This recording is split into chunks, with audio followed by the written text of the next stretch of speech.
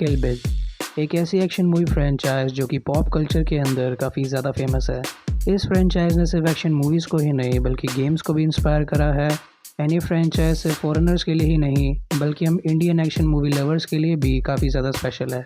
And ऐसा इसीलिए because हम सभी इंडियन एक्शन मूवी लवर्स ने इस फ्रेंचाइज की मूवीज़ को कभी ना कभी कहीं ना कहीं ज़रूर देखा होगा।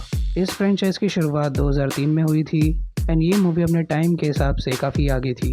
एंड इस फ्रेंचाइज ने एक्शन मूवीज़ के लिए एक स्टैंडर्ड सेट कर दिया था जिसकी वजह से उस टाइम की हर एक मूवी को इस फ्रेंचाइज के साथ कंपेयर करा जाता था। एंड आज की वीडियो में हम इसी ग्रेट फ्रेंचाइज से रिलेटेड कुछ 10 आपको ऐसे फैक्ट्स बताने वाले हैं जो कि श्योरली आपने पहले नहीं सुने होंगे। So without wasting any time let's get this show started.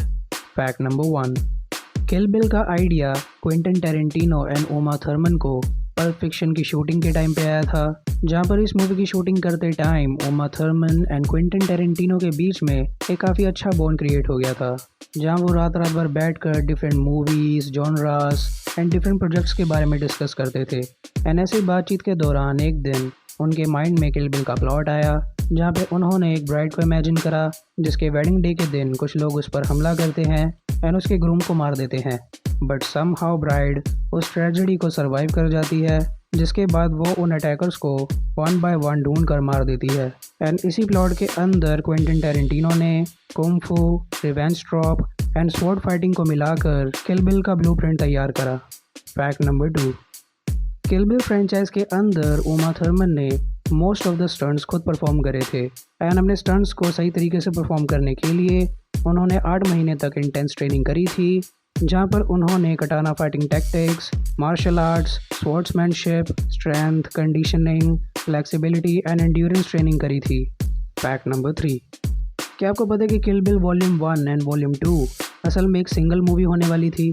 Kill bill की स्क्रिप्ट लिखते टाइम क्विंटन टेरेंटिनो ने इसे एज अ सिंगल मूवी बनाने का ही डिसीजन लिया था, बट शूटिंग खत्म होने के बाद उनके पास कुल टोटल 4 घंटे का वॉच मटेरियल था जिसे वो एक बारी में तो रिलीज़ नहीं कर सकते थे। एंड इसीलिए उन्होंने किल बिल को 2 वॉल्यूम्स के अंदर रिलीज़ करने का डिसीजन लिया, जिसके बाद 2011 में उन्होंने इन दोनों वॉल्यूम्स को अटैच करके as a single movie release करा with some extra footage. Fact number 4, एक डायरेक्टर को अपनी कास्टिंग के ऊपर कितना ही ज़्यादा कॉन्फिडेंस है, इस बात का अंदाज़ा आप इस बात से भी लगा सकते हैं कि क्विंटन टेरेंटिनो ने किल बिल की प्रोडक्शन को 1 साल के लिए पोस्टपोन कर दिया। किल बिल की स्क्रिप्ट को लिखते टाइम उन्होंने उमा थर्मन को एज अ ब्राइड इमेजिन करा था, पर जब प्रोडक्शन बिगिन होने वाली थी उस टाइम पर उमा थर्मन प्रेग्नेंट थी और ब्राइड के रोल में किसी और एक्ट्रेस को कास्ट करने के बजाय उन्होंने उमा थर्मन के लिए पूरे 1 साल तक वेट करा, जिसके लिए उन्होंने प्रोडक्शन को 1 ईयर के लिए डिले कर दिया। एंड उन्होंने एक इंटरव्यू में बताया था कि उन्होंने ये डिसीजन इसलिए लिया बिकॉज उनके अकॉर्डिंग द ब्राइड के कैरेक्टर को उमा थर्मन के अलावा और कोई भी अच्छे से परफॉर्म नहीं कर पाता। फैक्ट नंबर 5, क्या आपको पता है कि Kill Bill volume 1 and volume 2 में total 450 gallons of fake blood use हुआ था। एंड ऐसा इसलिए because Quentin Tarantino is allergic to CGI। Quentin Tarantino ने किल बिल के स्टार्ट में साफ बोल दिया था कि वो अपनी मूवी के अंदर CGI का बिल्कुल यूज़ नहीं करने वाले, जिसकी वजह से उन्होंने प्रैक्टिकल इफेक्ट्स का यूज़ करा इस मूवी के अंदर किलिंग्स को काफ़ी ज़्यादा रियल एंड फ्लैशी शो करने के लिए। एंड उनकी रियलिज्म के प्रति यही कमिटमेंट है जिसकी वजह से किल बिल फ्रेंचाइज इतनी आइकॉनिक एंड यूनिक बन पाई। फैक्ट नंबर 6, आप सब ने किल बिल वॉल्यूम 1 का वो iconic house of the blue fight scene को ज़रूर देखा होगा, जहाँ पर the Bride guards and bodyguards को मारने के बाद ऑरेंज शी को ख़त्म करती है। पर क्या आपको पता है कि इस क्लाइमैक्स को शूट करने के लिए प्रोडक्शन को टोटल 8 महीनों का टाइम लगा था। ओरिजिनल शेड्यूल के अकॉर्डिंग प्रोडक्शन हाउस ने डिसाइड करा था कि वो क्लाइमैक्स को 2 हफ्तों के अंदर शूट करेंगे, पर इस सीन को एक्स्ट्रा रियलिस्टिक दिखाने के लिए वो इसके छोटे छोटे एलिमेंट्स को इम्प्रोवाइज़ करते गए, जिसकी वजह से 2 हफ्तों का टाइम बढ़ते बढ़ते 8 हफ्तों तक पहुंच गया।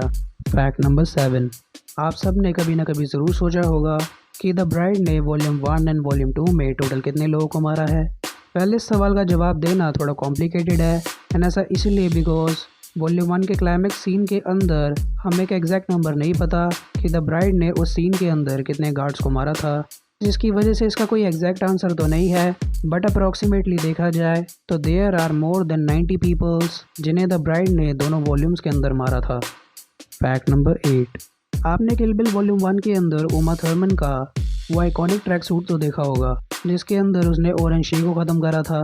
और क्या आपको पता है कि ये ऑरेंज सूट असल में ब्रूस ली को एक ट्रिब्यूट था। किल बिल के डायरेक्टर क्विंटन टैरेंटिनो असल में ब्रूस ली के काफ़ी बड़े वाले फ़ैन हैं एंड इसीलिए ब्रूस ली को होमेज देने के लिए उन्होंने ब्रूस ली के famous game of the death track suit को इस मूवी के अंदर ऐड करा। Fact number 9। जैसा कि मैंने आपको वीडियो के स्टार्ट में बताया था कि किल बिल ने कई सारी एक्शन मूवीज़ को एंड वीडियो गेम्स को इंस्पायर करा है। पर क्या आपको पता है कि किल बिल भी एक जापानीज़ मूवी से इंस्पायर्ड है। साल 1973 के अंदर एक जापानीज़ मूवी रिलीज़ हुई थी by the name of Lady Snowblood, जिसकी स्टोरी एक यूकी नाम की लड़की के आसपास घूमती है, जिसके फैमिली को कई लोग मार देते हैं, जिसके बाद में उसकी लाइफ का एक ही मोटिव होता है अपनी फैमिली के मर्डरर्स को ख़त्म करना। एंड अगर आप देखें तो किल बिल की स्टोरी भी कुछ हद तक सिमिलर है।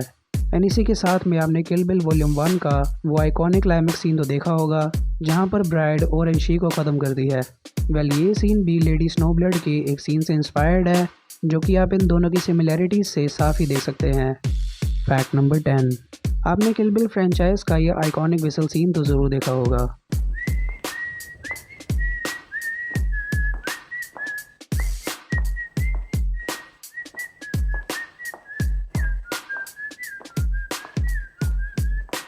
इस सीन के अंदर एली ड्राइवर एक नर्स के गेटअप में द ब्राइड को मारने जा रही होती है।